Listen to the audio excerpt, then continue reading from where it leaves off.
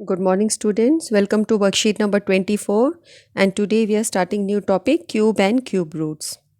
If you have understood square properly then it's a very easy topic for you. Dear students, you know about the solid shapes like cube and cuboid. As the two-dimensional shapes like square, rectangle have length and breadth, we take area as square units. Same way the shapes like cube, cuboid are three-dimensional. We take length, breadth and height of these shapes and centimeter cube to calculate the volume. Now we'll find the volume of these figures. तो यहाँ पर समझने की चीज़ क्या है बच्चों, cube और cuboid आपकी टू डायमेंशनल शेप्स, स्क्वायर और रेक्टेंगल आपकी जिसमें लेंथ और ब्रेड्थ है, और क्यूब और क्यूबॉइड में ये थ्री डायमेंशनल शेप्स हैं.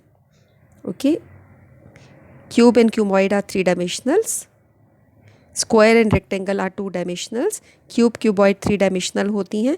तो वहाँ पे लेंथ ब्रेड्थ एंड हाइट रहता है और वॉल्यूम को आप सेंटीमीटर क्यूब्स में लगाते हो, और स्क्वायर और रेक्टेंगल का आप एरिया स्क्वायर यूनिट्स में लगाते हो. ठीक है, ये पॉइंट आपको नोटिस में रखना है.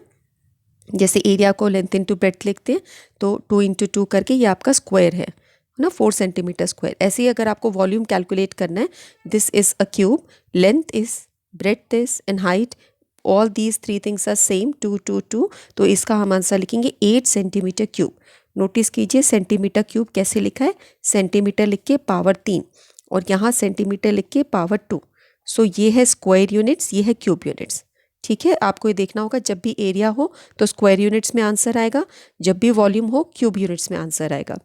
Now we'll find the volume of cubic shapes. Taking measure of one side of a cube, we'll express these perfect cube numbers in different forms and we'll complete the fill-ups given in the table. Now there is one more interesting thing over here, the faces of cube and cuboid. ये आप देख रहे हो cube है, इसके जो face हैं they are two dimensional. इसका फेस कैसा है बच्चों, स्क्वायर शेप है, तो वो टू डायमेंशनल शेप होती है. यहाँ पर आप देखिए ये नंबर्स हमने लिखे साइड ऑफ अ क्यूब. अगर वो 1 यूनिट है या 2 यूनिट्स है तो 1 2 3 4 ऐसे करके 10 यूनिट्स तक हमने साइड लिखी है. उसके बाद अगर हम इस क्यूब का वॉल्यूम निकालना है तो वॉल्यूम निकालने के लिए सेम लेंथ ब्रेड्थ हाइट रहेगी, तो 1 इंटू 1 इंटू 1 क्यूबिक यूनिट में आंसर. ये 2 इंटू 2 इंटू 2 क्या आ जाएगा 8. ऐसे 3 को 3 टाइम्स 27 क्यूबिक यूनिट्स, ये 64 क्यूबिक यूनिट्स. तो इस जगह पर आपका क्या आएगा 5 इंटू 5 इंटू 5 125 क्यूबिक यूनिट्स. यहाँ पर क्या आएगा 6 इंटू 6 इंटू 6 216 क्यूबिक यूनिट, ये आपके आंसर आएंगे. 7 इंटू 7 इंटू 7 343, इधर 343 आएगा क्यूबिक यूनिट. 8 यूनिट में 8 इंटू 8 इंटू 8 आंसर 512 आएगा.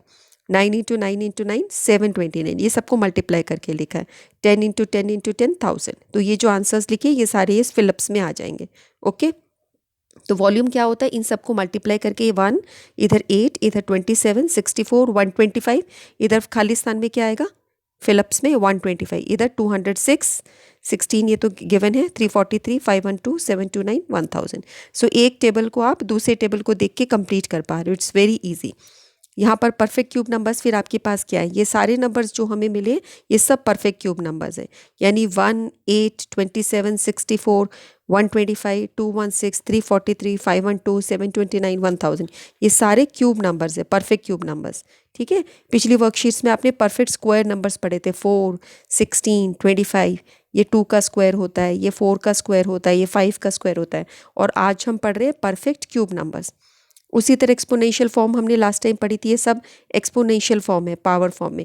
इसको एक्सपोनेंशियल फॉर्म में एक्सप्रेस करोगे, ये 1 cube 1 to the power 3 2 to the power 3 3 to the power 3 4 to the power 3 5 to the power 3, और यहाँ क्या आएगा 6 टू द पावर 3. ओके, इसी तरह 7 की power 3 8 power 3 9 power 3 10 power 3. Okay, ये इतना आपको लर्न कर लेना चाहिए 10 के क्यूब्स तक. तो जब हम इसे एक्सपेंडेड फॉर्म में लिखना चाहिए, एक्सपेंडेड का मतलब ये रहेगा 1 into 1 into 1 2 into 2 into 2 3 into 3 into 3. 3 cube का मतलब 3 को 3 बार, 4 क्यूब का मतलब 4 को 3 बार मल्टीप्लाई करना, 5 क्यूब इस 5 को 3 बार, 6 क्यूब का मतलब है 6 into 6 into 6.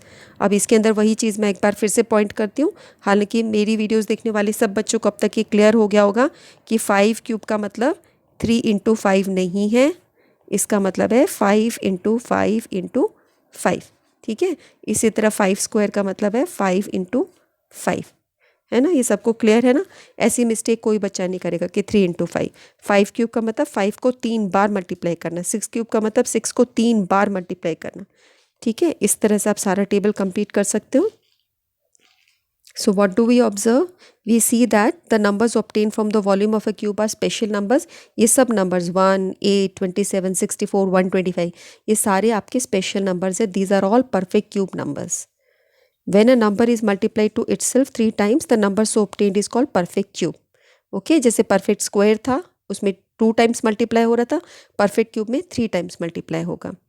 So find out the cube of the following numbers. ये आपकी एक्सरसाइज है. 11 क्यूब का मतलब है 11 इंटू 11 इंटू 11. इसको सॉल्व कीजिए और आंसर निकालिए. तो हमने ये यहाँ पर निकाल रखे हैं सब आंसर्स. 11, 12, 13, 14, 15, 16. ये हमने कैसे करा है? 12 into 12 into 12, 13 into 13 into 13, 14 into 14 into 14. ये आंसर्स हैं. Do it your self. Okay उसके बाद आपके पास है draw the figure of a cube in the space below. ये हमने क्यूब ड्रॉ कर रखा है.